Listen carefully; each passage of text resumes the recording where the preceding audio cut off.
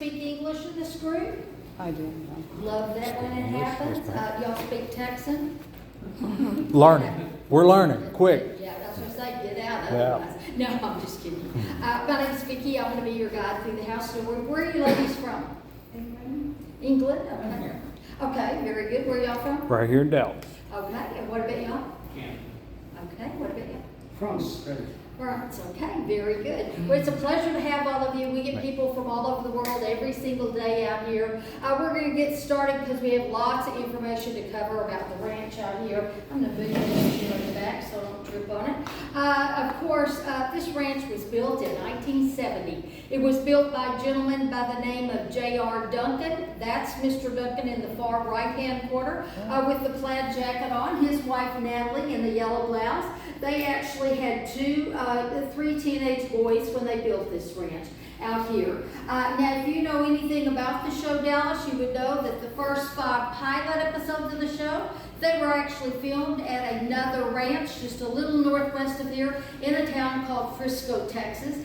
They were forced to find a new location to finish filming. Larmar Productions really never thought the show was going to go beyond the first 5 pilot episodes, so they were forced to find a new location to finish filming. Well, I tell you what, Larmar Productions, they got in a helicopter, they started flying all over the Dallas-Fort Worth area. When they flew over this ranch, and the real reason they ended up picking our ranch, that day when they flew over the property, they just didn't think a bad picture could be taken from any vantage point on the outside. One day, Mr. Duncan was working with all of his animals out here on the ranch. All of a sudden, a helicopter flies in here and it lands right out there on the front paddock. Well, I can tell you right, that Mr. Duncan, he wasn't very happy with those gentlemen. He goes storming out there, he's shaking his finger up. He said, "Now listen here, gentlemen. Y'all better get off my property right now. You frightened all our livestock out here. I'm not interested in doing any business with you, so you better leave right now." Well, those gentlemen got back in that helicopter and they flew off. Mr. Duncan thought that was going to be the end of it, but it wasn't. All of a sudden, about 2 weeks later, the same helicopter flies back in here, lands in the same spot. Now, this time, when the gentlemen got out of the helicopter, they kind of remembered that first little visit that they had with Mr. Duncan. Well, they jumped out of the helicopter real quickly. They started up this really long conversation. By the time they got to the end of the conversation, they finally convinced Mr. Duncan to allow them to film out here. He put 2 conditions on the contract. He told them, first of all, they could only film out here during the months of June, July, and August. That's so that it wouldn't disrupt the children's school year. And secondly, he would only allow them to film here on the exterior of the house.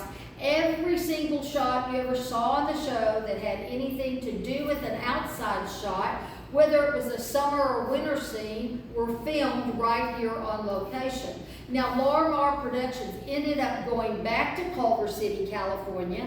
That's really where they built a 40,000 square foot stage set. That's where they did all the inside filming. They went back to the production company. They spliced those inside and outside parts together.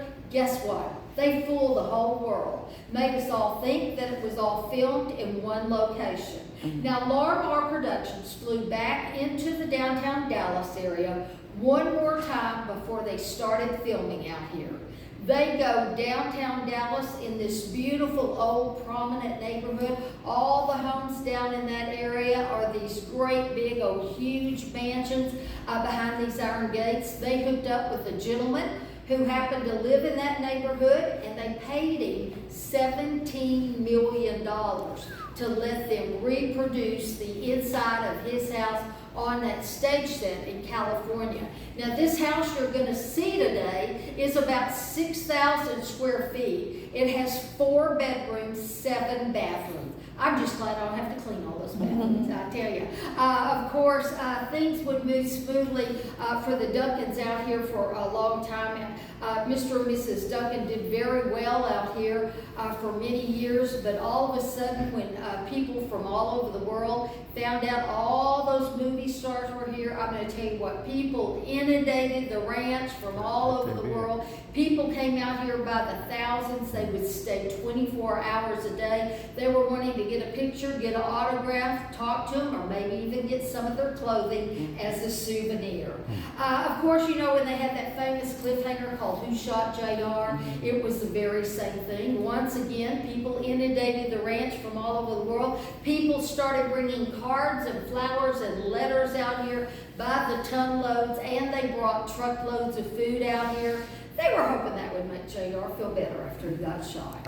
I think possibly there were lots of people who didn't quite get the big picture, that was just a TV show. Finally, by 1984, the Duncans decided to sell the ranch. They actually sell the ranch to this one gentleman. His name is Terry Trippett. He was just a business oil man out of Midland, Texas. He's the gentleman who built that little visitors area over there, the museum where you came in, and that great big old convention area over there.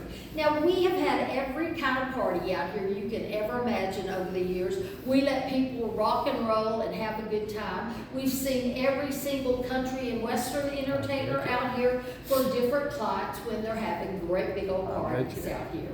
Now, as things moved along with Mr. Trippett, way down the line, he decides to use the ranch and the house here as collateral in another business deal. He ended up losing every single thing he had out here. The bank sent someone out here, they boarded up all the windows here on the house, they locked those front gates out there, and I tell you, the party was over with. Now, the ranch stayed empty for 2 years, but in 1992, this gentleman over here in the black hat with Linda Gray, his name is Rex Vaughn. He was a businessman out of Scottsdale, Arizona. His parent company was called Forever Living Products. He actually produced 95% of the aloe vera that is produced in the entire world. Now, Rex came in here, he paid $2.6 million cash in an auction. He owned the ranch for 30 years out here. He had lots of fun with it. Of course, he passed away 3 years ago. His family last year decided to sell the ranch, and they sold it for $23 million. So they got a great return on their dad's money, to say the least. Now, when Rex bought it, though, he hired himself a decorator, gave her $700,000 to come in and decorate the inside of the house to look as though what she thought it might look like had the Ewings lived here. So today we're going to walk through the house. I'm going to be telling you about where they filmed, where they didn't film, lots of things about all the characters on the show, and many things about the actual exterior filming. Do any of you have any questions at this point? Y'all are awful quiet for the afternoon. I tell you what, are y'all just arriving in the Dallas area? Anybody just arriving here? Like a year? Yeah, a year ago. Yeah, well, I tell you what, if you're going to be here in the Dallas-Fort Worth area, you want to make sure you look up Fort Worth Stockyards on your phone. They run the Texas Longhorn stick cattle down the main street every day with all the cowboys. They've got Billy Bob's, the biggest honky-tonk over there. Lots of places to eat, lots of places to shop over there. Many, many things to do over there. They have a rodeo over there as well. Now, if you want really good barbecue, if you go over there, you want to look up Risky's Barbecue. That's the best barbecue over there. That's Riskeys, okay? All righty, y'all come on this way.